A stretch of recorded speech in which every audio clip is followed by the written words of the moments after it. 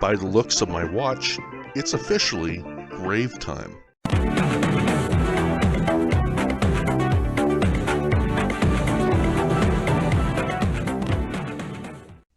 On Saturday, July 30th, I was invited to go up to Placerville, California, located in El Dorado County.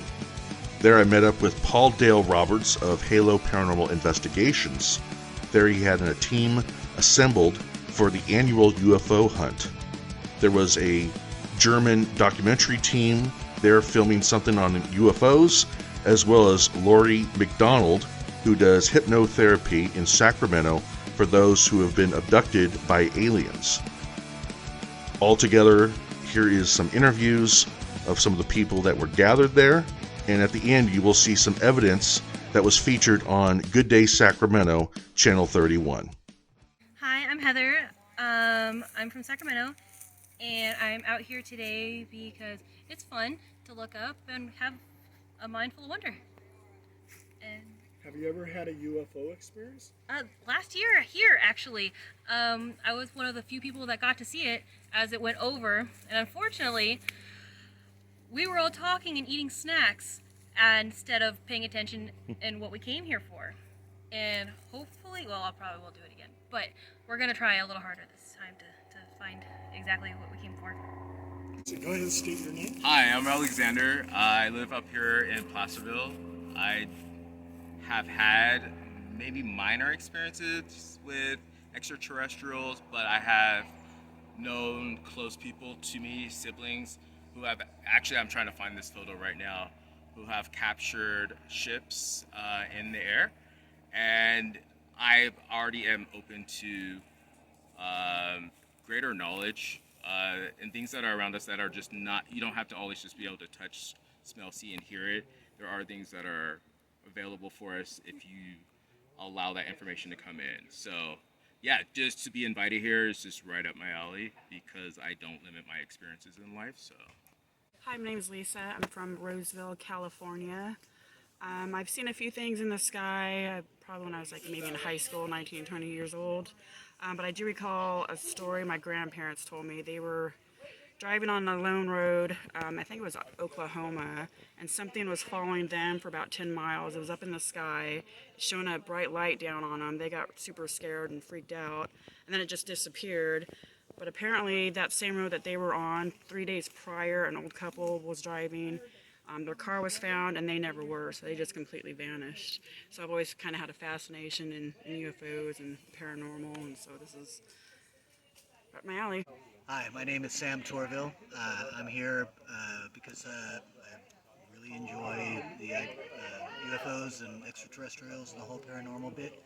I was actually here last year and was one of the others that saw the UFO that flew overhead, about the same height of a plane, but moving about 10 times as fast over across the entire sky. I've always been interested in UFOs and science fiction as a kid, but I had my first experience in my mid-30s, in the middle of the day actually. I was driving to work probably about 3:30 in the afternoon on a summer day, and my gaze was drawn to the upper left part of my windshield where I immediately spotted a silver globe. It was about 3/4 to a mile away. My estimate was it was about 10 feet across because it was about the same size of the cars underneath it at the highway at that point. And it was probably about 500 feet above the highway. Just a few seconds after I saw it, I realized that it was very highly polished, had almost like a rainbow sheen to it, and a very thin black crescent along one edge, which I assumed was the shadow from the direction of the sun. It moved, after just a few seconds of sighting it, it moved quickly from a standstill right to left. There were no apparent engines, no wing surfaces, no rotors, no exhaust, no form of engine apparent whatsoever. After it hovered there for another second or two, it did another zip and then zoomed off, and by the time it was half a mile to the right, it was moving so fast it completely disappeared. Hi, this is Wishfire. I love extraterrestrials, aliens. I'm here. I have lights to try to help signal UFO craft here to this area. And I've had several paranormal experiences with aliens, including seeing a UFO craft that looked like a giant blue eyeball, which was both organic and inorganic at the same time. It was alive and it was metallic at the same time. I forgot to mention that we had a assistant state director for Northern California, MUFON. She was there to observe what was going on and be featured in the documentary as well. For those who don't know, MUFON stands for Mutual UFO Network. According to Wikipedia, the Mutual UFO Network is a U.S.-based nonprofit organization composed of civilian volunteers who study reported UFO sightings. Hi, I'm Deb Rugne. I'm the Assistant State Director for Northern California MUFON.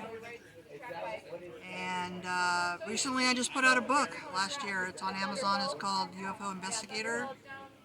And I am here at the Skywatch that Paul put on, so I'm really glad to be able to be here with all these people.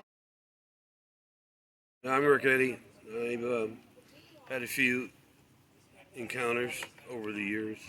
Been involved in investigating UFOs for the last 12 years or so, and down in Gull, where I've got pictures of UFOs and little gray aliens in my book there. So I'm always willing and wanting to see more. You know, it's what it's about. It's fun. Yes, I'm Paul Dale Roberts. I'm a ufologist and I'm a 14 investigator. That means I investigate everything paranormal. And I'm very much interested in UFOs because I've had some UFO experiences. Back in 1976, I saw 6 disc-shaped, blue in color, bright, in formation. I was with 2 Army soldiers, and we looked at this thing, these 6 discs in formation, in V formation, and one of the soldiers said geese, and I go, how can that be geese? They're glowing blue. So anyway, that was in Fort Jackson, South Carolina. Then in 1976, in Sacramento, I was with an ex-girlfriend named Helen Lang, and she saw a UFO, which was 200 yards above her head. So I've had a couple of experiences. I definitely believe in ancient aliens and everything else. I believe extraterrestrials came and kick-started the human race. So anyway, we're having our 2022 annual UFO hunt in Placerville. And this is a hotbed of UFO activity because the theory is that extraterrestrials are interested in gold. And this is gold country. And if you look at the Sumerian clay tablets, they say that the Anunnaki, which are extraterrestrials, came here to harvest gold. And gold can be used for almost anything, computer components, everything else. So that's why I'm here in Placerville. Catch you later. My name's Audra, and everyone is here at my house for the annual UFO hunt, and I'm really happy to have everyone here. I've seen a couple unidentified objects here once or twice a year, so I'm happy to have everyone out to check it out and see what we can see. Hey, my name's Al Castro. I guess, really, I'm glad to be here for this event here. This is going to be quite exciting, especially if we see some of the low things in the air tonight. But one experience was July of 2017, and out in Lake Michigan, we was on the beach. I was on the beach, the incline, and anyway, we sat there, watched the sunset. We're there pretty much most of the day, coming out from some South Bend there in Indiana, but we went for the day. Used to do that quite often, but I remember we stayed one evening, actually camped there all night, and the lights, we saw it was 11 p.m. I mean, it was 11 something that night, and it was in August, and we see the colored lights. First time I've seen that one. Red, yellow, and green lights. and just came out of the water and sat there. And the thing was so amazing about it was it didn't make no waves, nothing. It just, we saw the light sitting out there, and the thing that was, the way they was blinking, there was not no vessel of any, possibly mankind, I don't think, but he just came out of the water, sat there, and then he just disappeared on us. And so that was one event that I wanted to bring today, and I'm been following since I was 11 years old, kind of interested in this, and actually have seen quite a bit. But that was a story I wanted to share tonight. That was one of the most, I gotta say, recent, at least, was in the last good 9 years. That's been one of the recent, and I'm glad to be a part of this with everybody and see where this goes, because this is very, very real. And hopefully, if they're here to help us, let's help. You know, we're getting it. We can feel it, and that's why we're all here. And if you guys can see us in this interview, that's every time I've had an experience, it was a peaceful experience. That's what I want to say. It was very enlightening in its own way, and we all know what that is.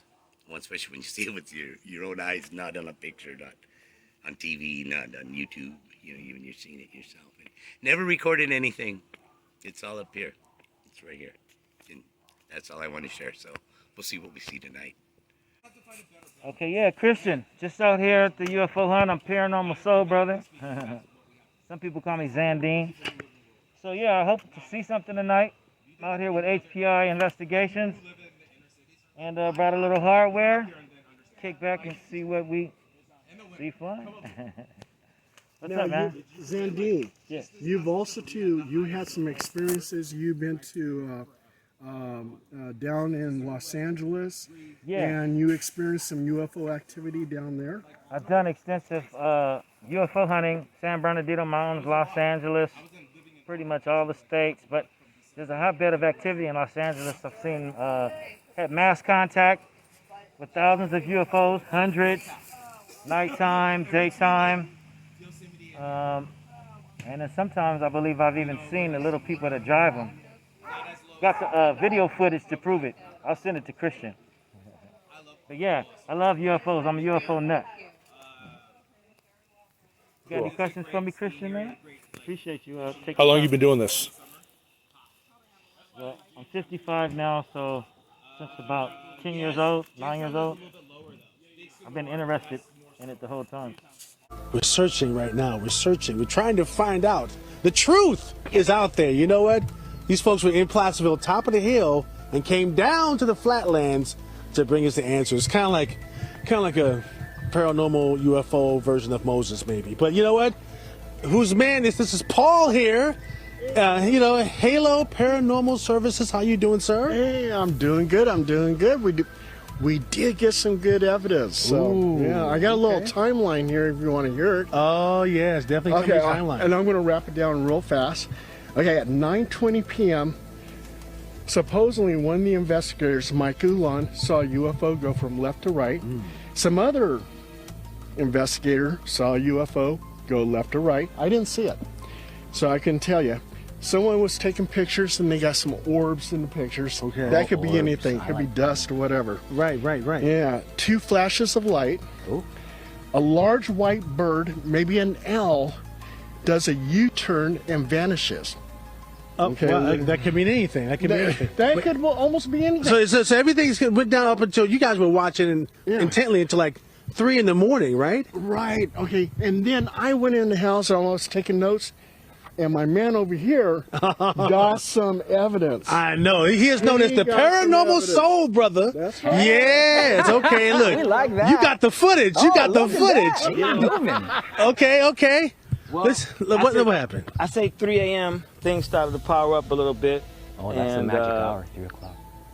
That's they call the witching hour. So we actually started getting a few objects. Oh, wait. And one powered up, paused a little bit, got really bright. Yeah. Everybody said, whoa, and then it shot off. And we said, actually, the party started, so we waited, and we got something around 4:20. All right. Yes. It's a clearer picture of what was from the right there for the video there. That's amazing. So it could be anything. That's amazing. It's your intent that may be UFO action. Wait, it's It, you know, I thought it was, but like you said, it could be anything. It was really close, and it had what they call sidereal flight. That's not like a satellite. So a lot of people say, oh, was it a satellite? So sidereal flight, it doesn't go in a straight line. So if it wasn't a satellite, if it wasn't the International Space Station, it could have been something else. See. So hey, let me tell you, Paul. So you've been doing this for a while, and you actually have a service where you do these things quite often. Oh yeah, absolutely. I've been at Area 51. I've done Mount Shasta, and supposedly in Mount Shasta, the last of the Lemurians, they live inside the mountain.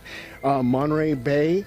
You name it, I've been there. Wow. Yeah, Skinwalker Ranch. Skinwalker Ranch. Skinwalker. Okay, yeah. You've been everywhere. Skinwalker Ranch, I saw some ball lightning. Sure, that's natural phenomenon, but I saw it. I'd never seen it before in my whole life, but I saw it on that night. Man, I tell you, if you have some paranormal activity you wish to investigate, or maybe some UFO, get some UFO love, this is the man to call. All the information on the screen right there. Get on the website, call him up, and it's real. He's not fooling around. This is serious business, and he is doing it. You're published author. You do everything.